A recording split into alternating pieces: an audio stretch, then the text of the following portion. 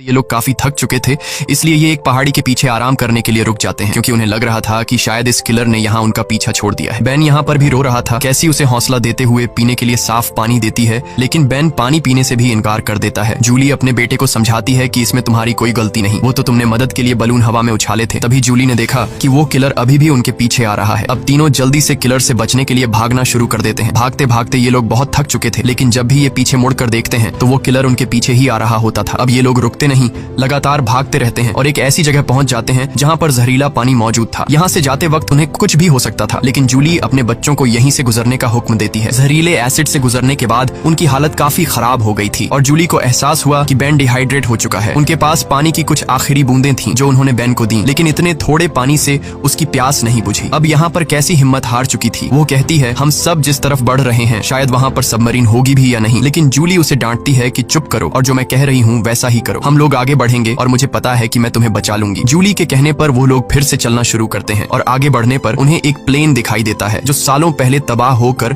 समुद्र में गिर गया होगा। ये लोग प्लेन के अंदर छिप जाते हैं और जूली एक आखिरी बार अपनी फैमिली फोटो देखती है जो उन्होंने कल रात ली थी। उस फोटो को देखकर सभी लोग टॉम को याद करते हैं। इन तीनों को यकीन नहीं हो रहा था कि एक ही दिन में उनके साथ क्या से क्या नहीं हुआ। अब रात काफी हो चुकी थी और ये लोग थक भी चुके थे। कैसी और बेन सो चुके थे। तभी किसी की आवाज से केसी की आंख खुल जाती है। वो बाहर देखने आती है तो देखती है कि वही किलर उनके पीछे आ रहा है। अब इन तीनों को इस किलर से हर हाल में जान छुड़ानी थी, इसीलिए कैसी उसी जगह पर बैठकर सोने का नाटक करती है। किलर समझता है कि वो सो रही है और जैसे ही वो अटैक करने आता है जूली मौका पाकर पीछे से वार करती है। इस बार जूली बहुत गुस्से में थी। वो उस पर इतने हमले करती है कि उसकी जान ले लेती है। आखिरकार उनका ये खतरा टल जाता है और जूली सुकून की नींद सो जाती है। सुबह जब वो उठते हैं तो देखते हैं कि किलर की बॉडी बहुत बुरी हालत में है। किसी क्रीचर ने उसे काट काट कर अंदर से खोखला कर दिया था, जिससे उन्हें अंदाजा हो गया कि यहाँ आस-पास खतरनाक जीव है। अब उन्हें जल्दी से वहां पहुंचना था जहां कैप्टन की सबमरीन थी। जूली अपना मैप देख रही थी। दूसरी तरफ बेन पानी की तलाश में भटक रहा था। आगे जाकर वो पानी देखता है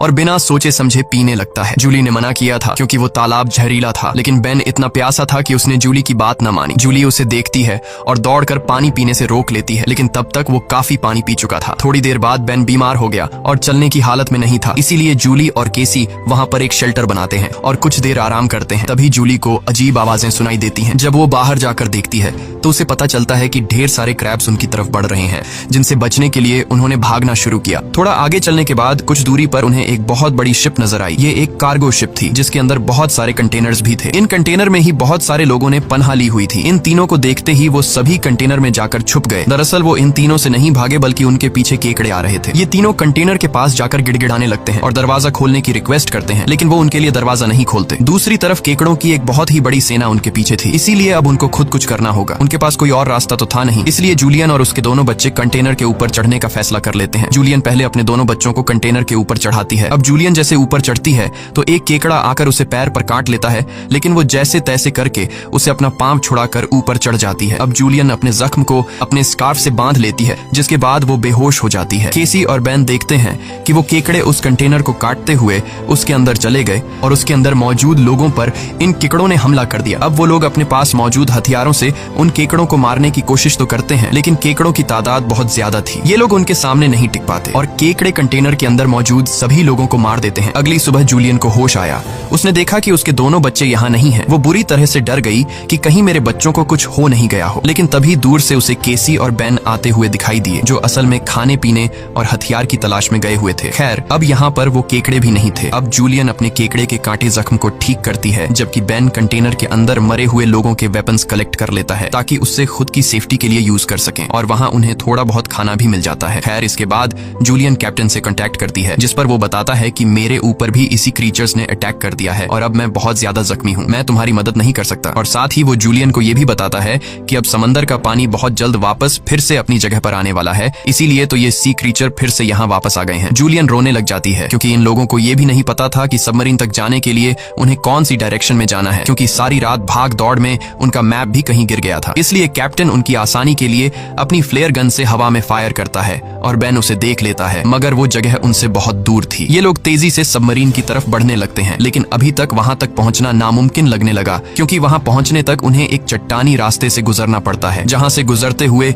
उन्हें शायद फिर से उन केकड़ों का सामना करना पड़ सकता है, जिससे उनकी जान जा सकती थी। अब केसी को भी अपनी माँ पर तरस आने लगता है कि उनकी माँ का क्या होगा। कैप्टन तो हम तीनों में से मुझे और मेरे भाई को सबमरीन में रख लेगा, लेकिन जूलियन का क्या होगा, क्योंकि अब कुछ ही देर में पानी आने वाला है। जूलियन केसी से कहती है कि तुम्हें ये सब सोचने की जरूरत नहीं, जब हम सब मरीन तक पहुंच जाएंगे तो वहां डिसाइड करेंगे कि हमें क्या करना है, और कहती है कि चलो आगे बढ़ो। वहां से आगे बढ़ते हुए उनकी किस्मत उन्हें एक बार फिर से धोखा देती है। वहां पर लैंडस्लाइड होने लगती है, जहां जूलियन जो सबसे पीछे थी उसके आगे आकर एक बड़ा सा पत्थर गिर गया और वो वहीं पर फंस जाती है। अब केसी अपनी माँ के बिना आगे नहीं बढ़ना चाहती थी, लेकिन वो उसे कसम देती है कि तुम हर हाल में खुद को और अपने भाई को बचाओगी। अब इसीलिए केसी अपने भाई को लेकर आगे बढ़ने लगती है। जब वो लोग सबमरीन तक पहुंचते हैं तो उन्हें वहां पर कोई भी नहीं मिलता। ये दोनों जोर जोर से सबमरीन का दरवाजा खटखटाने लगते हैं, लेकिन तभी पीछे से कैप्टन आता है जो बुरी तरह से जख्मी था। कैप्टन ने बताया कि देखो, सबमरीन में 3 लोग बैठ सकते हैं और मेरे बचने के चांस बहुत कम है, इसीलिए अगर मैं सबमरीन में बैठकर पानी से बचते हुए ऊपर सरफेस तक पहुंच भी जाता हूं तब भी मैं नहीं बच पाऊंगा। ये बात सुनकर केसी जल्दी से वापस पीछे मुड़ गई और तेजी से जूलियन की तरफ आने लगी। वहां फिर से उन केकड़ों का सैलाब आने लगता है, जहां पर जूलियन अपनी गन से उन सबको शूट करने लगती है, लेकिन कुछ ही देर में उसकी बुलेट्स खत्म हो जाती हैं। अब इससे पहले कोई क्रीचर आकर उस पर हमला करता, केसी ऊपर से उसे हाथ देती है और आखिर उसकी मदद से जूली यहाँ से बाहर निकलने में कामयाब हो जाती है और यह लोग जल्दी से भागते हुए सबमरीन तक आ जाते हैं। अब यह लोग बिना ज्यादा वक्त गवाए सबमरीन के अंदर बैठ जाते हैं और वो भयानक केकड़े भी उनके पीछे आ जाते हैं। लेकिन तभी एक बहुत ही बड़ी भयानक समुद्री लहर उन्हें अपनी तरफ आती हुई दिखाई देती है, जो कई 100 मीटर ऊंची थी, दिखने में बहुत ही खतरनाक लग रही थी। वह तेजी से जोरदार तरीके से उनके सबमरीन से आकर टकराती है, जिससे यह लोग बेहोश हो जाते हैं। जूली को जब होश आया तो हैरानी की बात थी कि उनकी सबमरीन पानी में नहीं थी, बल्कि समुद्र की वह बड़ी लहर उनकी सबमरीन को बहाकर एक शहर में ले आई थी, जो कि पूरी तरह से तबाह हो चुका था, जिसे देखकर साफ समझ आ रहा था कि जमीन से अब इंसानों का सफाया हो चुका है। और बस यही सीन दिखाते हुए ये फिल्म खत्म हो जाती है। अगर वीडियो आपको अच्छी लगी हो तो हमारे चैनल को सब्सक्राइब और वीडियो को लाइक जरूर कीजिएगा। मिलते हैं अगली वीडियो में।